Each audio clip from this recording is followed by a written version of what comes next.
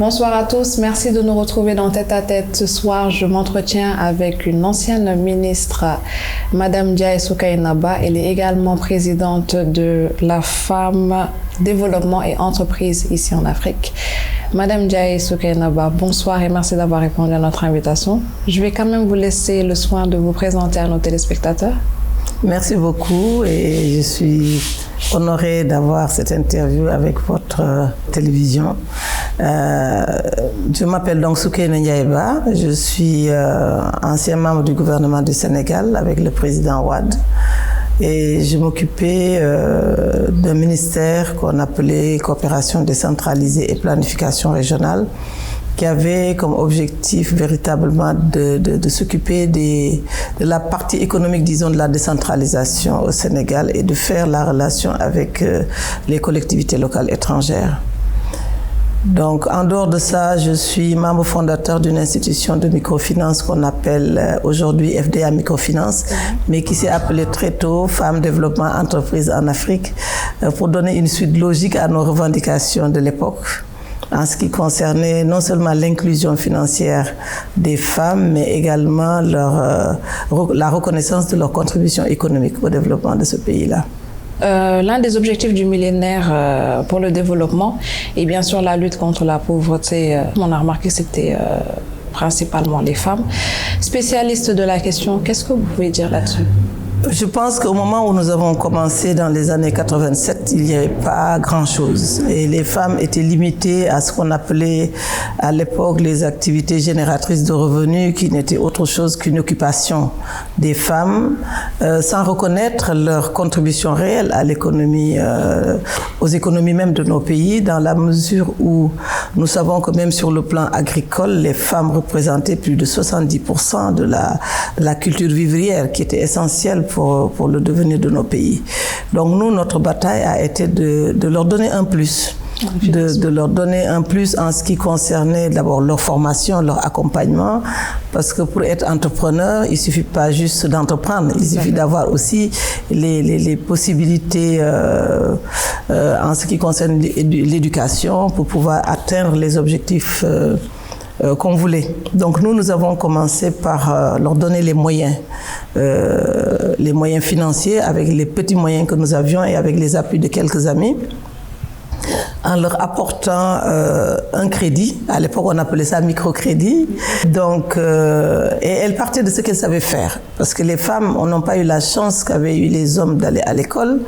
Et donc, elles savaient faire ce que leur maman leur avait appris à la maison. Souvent, c'était la cuisine, souvent, c'était la couture, souvent, c'est l'agriculture, etc., la teinture. En fait, c'est ce genre d'activités-là. Mais au fil du temps, nous sommes fiers de dire qu'aujourd'hui, nous avons tout le monde n'a pas réussi, évidemment. On peut dire que sur un ensemble de personnes que nous avons accompagnées, peut-être les 15-20% sont de vrais entrepreneurs, mais c'est déjà un plus. Elles sont aujourd'hui dans le commerce international, elles sont dans la transformation. Aujourd'hui, on nous demande beaucoup de produits transformés par les femmes. Et nous avons des partenariats avec des institutions spécialisées pour les aider. Voilà. Vous aviez combien de femmes au début et quels chiffres en termes de financement? Oui, au début, on n'avait pas beaucoup de monde. Je vais vous dire, je vais vous raconter une petite histoire. C'est que quand j'ai commencé ça, je suis allée. Je ne savais pas comment. J'avais les idées, on avait fait des analyses, etc. Mais je me disais, il faut qu'on voit au niveau du terrain comment ça va être perçu. Alors, avant cela, j'avais représenté une organisation américaine pour l'Afrique de l'Ouest qui finançait les organisations qui avaient un programme destiné à 80% aux femmes. Et donc, ça m'avait permis de connaître beaucoup de groupes de femmes aussi. J'ai été les voir. Je leur ai dit, aujourd'hui, nous avons un défi que nous devons relever ensemble. Moi, j'ai ce que je sais faire, mais vous avez ce que vous savez faire. Ce que je sais faire, je vais aller plaider et mettre les moyens que j'ai à votre disposition pour entreprendre. Mais vous devez me rendre compte, on va travailler ensemble pour que je puisse défendre mieux ces idées et concrètement. Et ma première visite a été à Tilène. Alors, il y a eu énormément de femmes. Mais quand je leur ai donné un rendez-vous le lendemain pour démarrer, je n'ai vu que 2. Alors j'étais un peu étonnée, je dis mais pourquoi les autres ne sont pas venus? Ils ont dit quand tu es parti, on s'est dit celle-là, elle va nous faire mettre en prison. Parce que nous donner de l'argent comme ça, sans qu'on ait demandé, sans demander rien en retour, ça c'est un peu bizarre. Parce qu'à l'époque, on n'avait même pas de signature, on leur donnait de l'argent sans signature, sans rien. Mais comme on dit chez nous, c'est la parole donnée. Et comment vous avez fait on avait 100% de taux de remboursement, c'est inimaginable. Personne n'a failli à cette époque-là, pendant des années. Elles venaient même anticiper leur paiement. Alors j'étais très fière de montrer ça dans toutes les conférences où j'allais, en disant, voyez, si on nous aide, on peut y arriver. On peut y arriver. Et donc, chemin faisant, nous avons élargi, nous avons mis en place des politiques pour pouvoir mieux encadrer l'activité. Et bien sûr, en 1997, il y a eu le grand sommet sur la microfinance à Washington. Et c'est là que nous avons vu que véritablement l'international a pris en main ces choses-là. Et évidemment, ça a changé complètement la donne. Ouais. Donc aujourd'hui, nous sommes à un niveau où nous sommes, disons, supervisés par la Banque centrale, le ministère des Finances, avec des exigences réglementaires, ce qui fait toute une différence. Mais moi, je me bats toujours contre une chose, c'est une réglementation trop stricte. C'est nécessaire, hein? C'est nécessaire parce qu'on a vu aussi beaucoup de dérapages. Quels secteurs seraient, selon vous, les plus porteurs, les plus structurés et les plus durables pour les femmes? Aujourd'hui, je pense que l'agroalimentaire est un secteur qui est en train de faire la différence, dans la mesure où ça occupe la majorité de nos entrepreneurs. Mais le problème, c'est que la question de la production reste un vrai problème. Pour nous, il est assez risqué de faire de la production, de financer la production, bien que ce soit nécessaire, parce que d'abord l'argent reste très longtemps avec ces entrepreneurs-là, mais il y a aussi des risques, il n'y a pas d'assurance. C'est-à-dire que si vous financez quelqu'un qui fait de l'agriculture, vous le financez au mois de mai, vous pouvez espérer avoir le retour de ce financement en janvier, février, mais avec tous les risques. Il peut vous dire qu'il n'y a pas de pluie. Tout à fait. Il peut vous dire qu'il y a eu des aléas, etc., et vous êtes là avec votre problème, vous n'avez pas d'assurance pour couvrir. Ça, c'est des vrais défis qu'il faut qu'on relève. Mais je pense que sur les autres segments de la chaîne de valeur, les femmes peuvent travailler, à savoir, par exemple, la commercialisation de ces produits agricoles, la transformation, le stockage, la commercialisation. Et nous avons aujourd'hui des jeunes femmes qui sont à l'extérieur, qui ont mis en place des affaires et qui exportent aussi les produits de chez nous. Et nous avons des institutions comme l'Institut de technologie alimentaire que tout le monde connaît, l'ITA, qui appuie beaucoup les femmes aussi et qui permettent d'avoir des produits vraiment calibrés selon les normes internationales. Donc ça, c'est un plus et je pense que c'est très, très important de continuer dans ce sens. Mais j'aurais voulu aussi que nous ayons des supermarchés avec des produits africains. Parce qu'aujourd'hui, il n'y a pas de structure de commercialisation de ces produits. Chacun se débrouille, ou alors on les met dans d'autres surfaces où on ne s'y retrouve pas, dans la mesure où les produits sont achetés à un certain prix, majorés à des prix que je pense quand même assez élevés, et en retour, celui qui est vraiment le travailleur n'y voit pas trop son compte. Voilà. On peut citer d'autres secteurs à part l'agriculture, peut-être le nettoiement. Oui, au Sénégal, il y a la confection. L'élégance sénégalaise est connue, et aujourd'hui, nous avons installé un bureau dans le marché HLM, qui est le grand marché du textile. Tout à fait. Et je vois que beaucoup de clients, de clientes vendent dans toute l'Afrique. Et je vois qu'il y a beaucoup de femmes des autres pays de l'Afrique qui viennent se ravitailler aussi au Sénégal. Donc c'est un secteur qui marche très fort. Bien sûr, la conjoncture fait qu'on achète moins parce que ça coûte cher. Mais quand même, c'est un secteur qui est dynamique. Il y a l'aviculture, le secteur de l'aviculture, le secteur de la pêche, où les femmes sont très actives. Donc ça, c'est quelques secteurs, je pense. Et il y en a d'autres.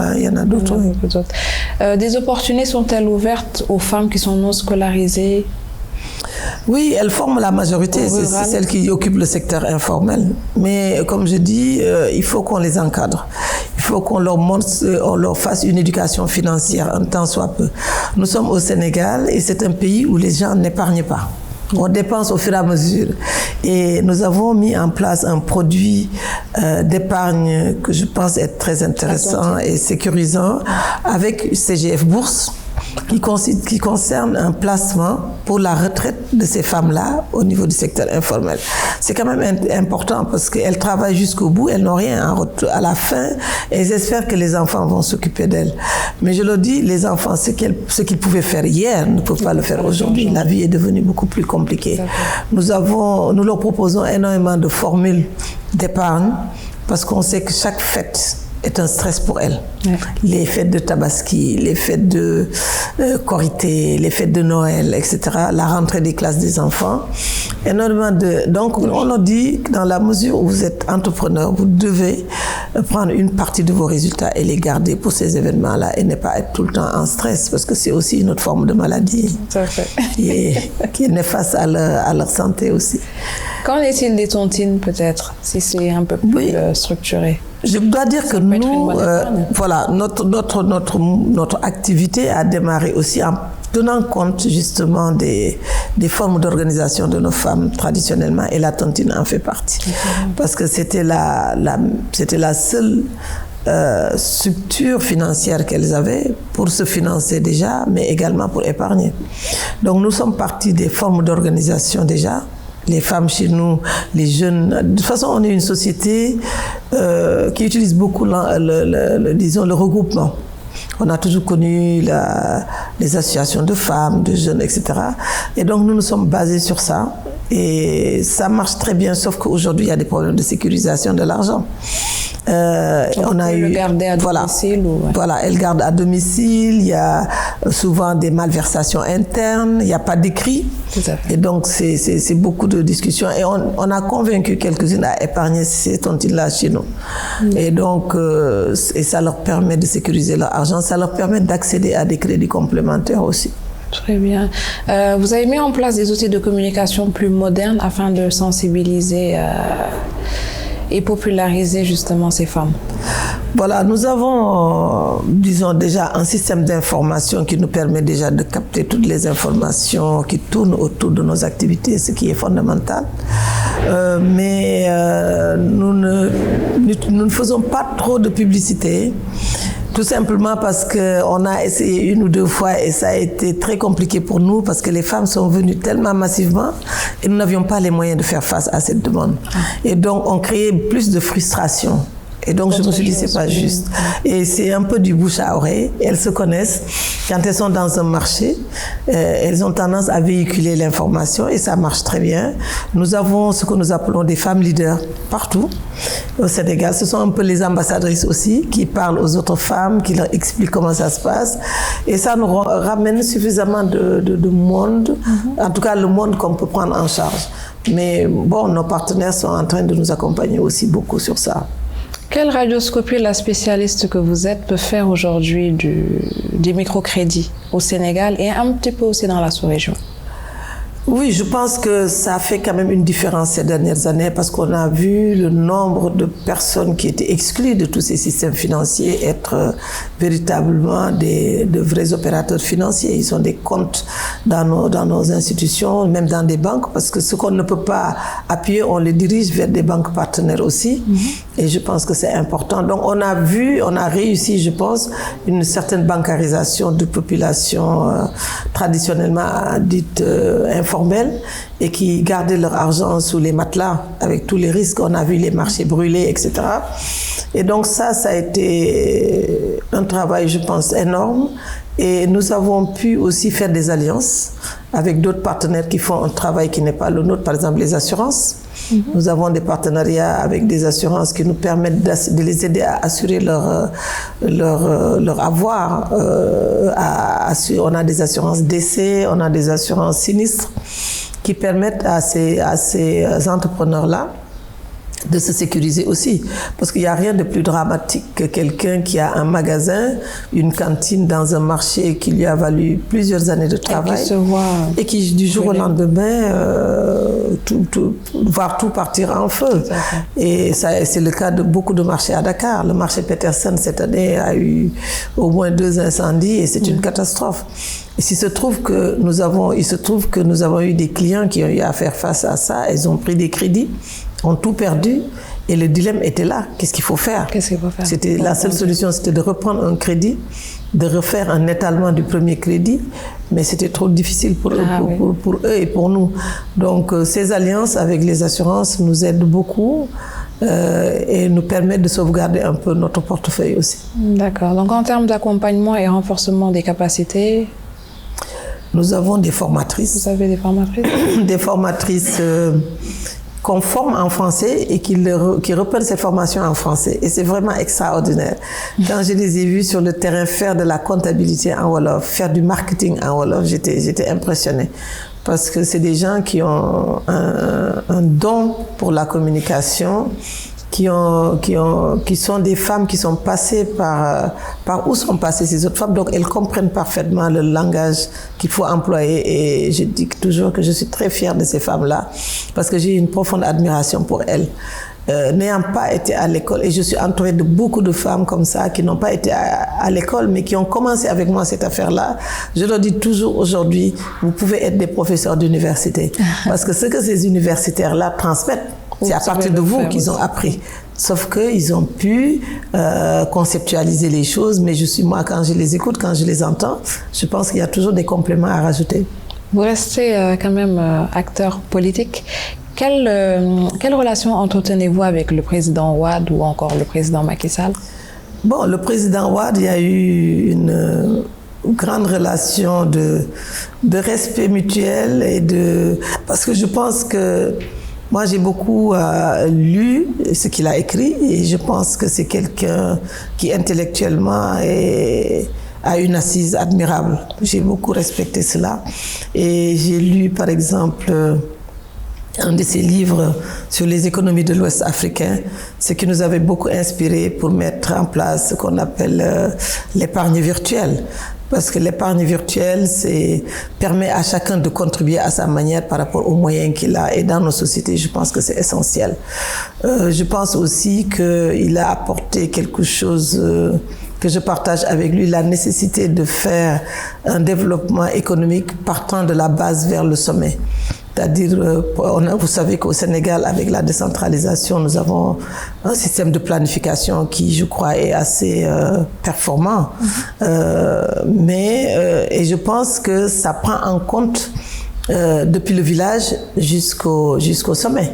Et donc, nous avons eu tous les systèmes de planification. Et ça, c'est associé à la planification macroéconomique et c'est essentiel. On ne peut pas faire pour les gens ce qu'ils n'ont pas envie de faire. Si dans un village, les gens décident que,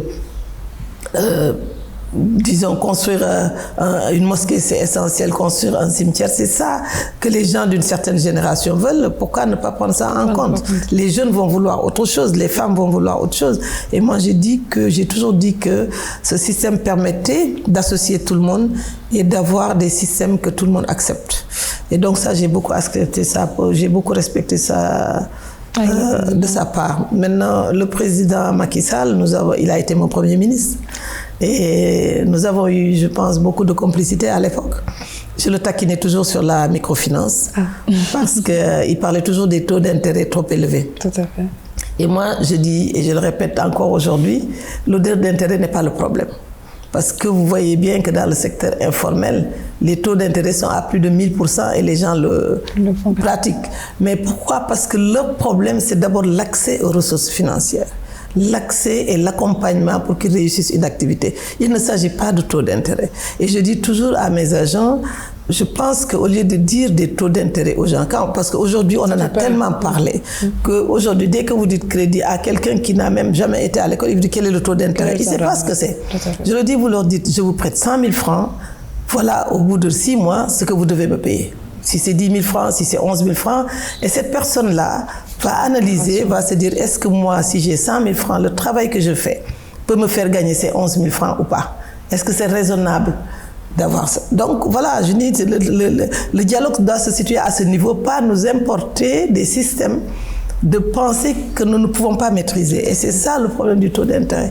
Et je reste convaincue que le taux d'intérêt n'est pas le problème fondamental. Le problème fondamental, c'est autre chose. En tout cas pour nous, praticiens. Et nous sommes en train de discuter de cela. Et je pense qu'on arrivera à trouver une solution. Aujourd'hui, les gens qui n'ont pas accès sont beaucoup plus nombreux, même à 2%, même à 3%. Je dois saluer aussi qu'avec le gouvernement du président Macky Sall, nous travaillons avec le ministère de la Femme, qui à travers 2 grands programmes qui sont le programme qu'on appelle FNCF et FNPF, c'est des crédits, programme d'appui à l'entrepreneuriat des femmes et à programme de crédit en direction des femmes. Nous avons pu toucher beaucoup de monde avec des taux d'intérêt beaucoup plus bas parce qu'ils nous donnent cet argent-là avec des taux d'intérêt beaucoup plus bas et ce qui nous permet nous aussi de le faire. Voilà, donc nous saluons aussi cela parce que ça permet d'augmenter l'accès à ces financements-là. Et le ministre Ndeye Saly Diop est quelqu'un, je vois aux questions qu'elle pose en permanence, est quelqu'un qui est très proche de ce qui se fait sur le terrain parce qu'elle tient à ce que ce qu'elle dit sur le terrain soit concrétisé. Parce que quand on fait un discours politique, on fait des promesses, il faut les respecter. Voilà. Donc je pense que ça, vraiment je salue cela parce que je vois qu'elle est en permanence en train de poser des questions, de demander des statistiques et quand il y a des problèmes, et elle en discute directement et je pense que c'est une bonne chose. Vos recommandations pour le rôle de la femme, sur le rôle de la femme pour le développement en Afrique et dans la sous-région? Je pense qu'il faut continuer ce que nous sommes en train de faire, convaincre les gouvernements à mettre un peu plus de moyens sur ces questions-là, parce que les femmes non seulement représentent plus de 50% de nos populations, c'est connu, mais elles sont très actives sur le plan économique. Et je pense que aussi elles ont une motivation que souvent les hommes n'ont pas. Pourquoi? Parce que derrière chaque femme qui est entrepreneur, qui travaille, c'est sa famille qui est derrière. Je vois les femmes avec qui je travaille, leur seul souci, c'est le devenir de leurs enfants. Pourquoi nous, en ayant choisi de travailler qu'avec les femmes entrepreneurs, nous avons ouvert les portes aux hommes? Parce qu'elles sont venues me dire une fois, c'est bien ce que vous faites pour nous, c'est bien de nous aider, mais au fond, nos garçons n'ont pas de travail. Et aujourd'hui, on sait que le chômage des jeunes est une réalité. Et ça, je vous dis ça fait plus de 15 ans de cela. Parce que j'avais constaté qu'il y avait quelques problèmes avec certains entrepreneurs qui étaient performants au départ. J'ai dit, mais il y a un problème, qu'est-ce qui se passe? Et je les ai amenés à parler, à discuter. Elles m'ont dit, ce qui se passe, c'est que comme on ne peut pas faire de crédit, vous ne faites pas de crédit à nos enfants, à nos garçons, nous prenons le crédit et nous partageons avec eux. Et dans le cas contraire, c'est ce qui peut-être incite ces jeunes à prendre les pirogues et à aller Exactement. Et donc, mieux que cela, ce sont ces femmes-là qui, avec l'argent qu'elles gagnent à travers les activités qu'elles font, qui économisent et qui financent ces garçons-là. Pour partir? Pour partir. C'est elle qui finance. Et j'ai essayé d'en dissuader plusieurs, rien à faire. Il y en a une, elle est venue me voir, m'a parlé du cas de son fils. Je dis, écoute, combien tu comptes mettre là-dessus? Elle me dit 3 millions. Je dis, mais avec 3 millions, il peut développer une entreprise ici. On peut l'aider, on peut l'accompagner. Il a son compte, il met cet argent, on va le suivre, etc. Et elle n'a pas voulu entendre. Je lui dis, moi, je ne peux pas te faire du crédit pour ça. Et elle est allée convaincre le père que je connaissais. Il lui a donné tous ses bijoux. Elle lui a dit, il me faut ce crédit-là pour le fils. Pour qu'il parte. Bon, on va quand même lui donner cette chance-là, mais moi, je n'y crois pas. Et plus de 2 ans après, le père m'a appelé pour me remercier en me disant que le crédit est soldé, qu'ils étaient très contents de cet accompagnement et tout. Je dis, alors le fils est bien arrivé, il s'est inséré dans le pays où il est allé et tout. Il me dit non, il n'a jamais pu y aller. Parce que la personne qui était l'intermédiaire a pris l'argent et a disparu. Donc ils se sont mis à payer un crédit qui ne leur a rien rapporté du tout. Le gosse est là, alors qu'il avait bien démarré. Il avait commencé à avoir des marchés. Il avait commencé une menuiserie métallique qui marchait bien. On l'aidait à trouver des marchés. Donc il a perdu tout ça. Comment sensibiliser à ce niveau et justement rappeler les jeunes à investir dans leur pays? Bon, plutôt que de partir. Les jeunes ne veulent rien savoir. C'est ça qui est dramatique. J'en ai eu même la semaine dernière. Il y a de fil conducteur de messages. Voilà, on a beau les convaincre, ils sont convaincus que l'Eldorado ils ne peuvent pas réussir ici, il faut qu'ils aillent ailleurs. Mais je crois qu'il y a aussi la question de l'environnement social. Qui joue. Chez nous, quand vos voisins ont des enfants qui sont partis, qui arrivent à venir en vacances, vous construisez une maison, les gens ont ce complexe-là encore. Tout à fait. Et malheureusement, je pense qu'on ne leur montre pas suffisamment ce que les gens endurent de l'autre côté. Tout à fait. Ils ont l'impression que tout est fantastique, mais ils ne voient pas la dureté de la vie dans ces pays-là. Et je crois qu'il nous appartient aussi à tous de communiquer davantage sur ça. Mais c'est dramatique pour nos pays parce qu'on perd une jeunesse dont on a besoin. Aujourd'hui, dans les campagnes, il n'y a que les personnes âgées dans certaines zones. Et donc, qu'est-ce qui se passe? On vend les terres. Ils vendent les terres et ça, c'est un problème qu'on ne voit pas aujourd'hui, mais demain qui sera une vraie catastrophe. Parce que les terres et l'économie sera entre les mains de personnes étrangères. Et ça, c'est un problème. C'est un problème pour un pays. Les droits des femmes. Nous avons vu hier un film qui m'a impressionné. Un film de M. Adrame Diop qui avait déjà fait un film sur notre chère et amie et tante Maïmouna Kane. Et hier, il nous a projeté un film sur le long parcours des femmes, du mouvement des femmes, sur le droit des femmes. Et ça nous a rappelé beaucoup de souvenirs. Et je pense que la conclusion de ce film, nous avons dit qu'il nous faut préparer la relève. Il faut qu'aujourd'hui, que les jeunes, que vous preniez les choses en main. Et nous avons vu quand même qu'au Sénégal, depuis des générations, il y a eu une bataille des femmes. Il y a toujours eu des femmes leaders qui se sont battues. On a les femmes historiquement connues, telles que les Aline Sitoé Diatta, les Djemben Mbodj et autres. Et nous avons construit quelque chose à partir de ces femmes-là. Nous avons eu comme référence les Maïmouna Kane, Aïssata Kane de Mauritanie, qui a été la première femme ministre noire de Mauritanie. Et quand on allait dans les conférences des Nations Unies, nous allions avec ces drapeaux-là. Et elles nous ont accompagnés. Je me souviens quand j'ai démarré cette affaire de FDA aujourd'hui, c'était au moment où on faisait un peu l'évaluation des conférences des Nations Unies à Nairobi. Et donc, c'est là que nous nous sommes dit, est-ce que nous n'avons pas été piégés, les femmes?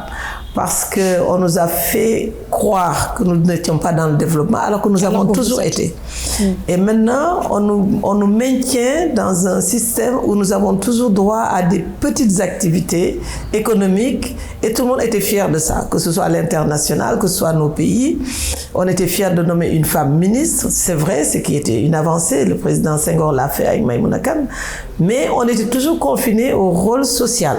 On avait l'impression que les femmes ne pouvaient faire que du social, s'occuper de postes qui s'occupaient de la famille et de la maison. Je dis, mais à l'université, à l'école, on ne demande pas de nous cantonner à certaines activités. Les filles sont souvent même devant les garçons.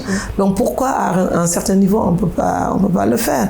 Votre message de la fin, Madame Ba? Voilà, d'abord c'est de vous remercier encore une fois d'être venu me voir et de dire de ma fierté d'avoir des jeunes comme vous, des talents comme les vôtres, au service du développement. Et je voudrais davantage voir de jeunes s'engager dans le développement. Mais j'ai conscience aussi que la vie est devenue plus compliquée. Les jeunes que vous êtes, mettez beaucoup plus l'accent sur votre carrière. Nous avons sacrifié énormément de choses. Nous nous sommes battus. Nous ne sommes pas battus pour des carrières, mais pour des idées. Mais quand même, cela nous a permis peut-être de renforcer votre éducation à la maison et dans la société. Et nous voulons que cela se reflète dans les activités de tous les jours. Il y a celles qui sont actives sur le terrain, mais d'autres qui peuvent apporter leurs idées et leurs contributions, ne serait-ce qu'en allant voter, par exemple. Je dis toujours à mes enfants, quand c'est le moment des élections, est-ce que vous avez vos cartes? Est-ce que vous allez voter?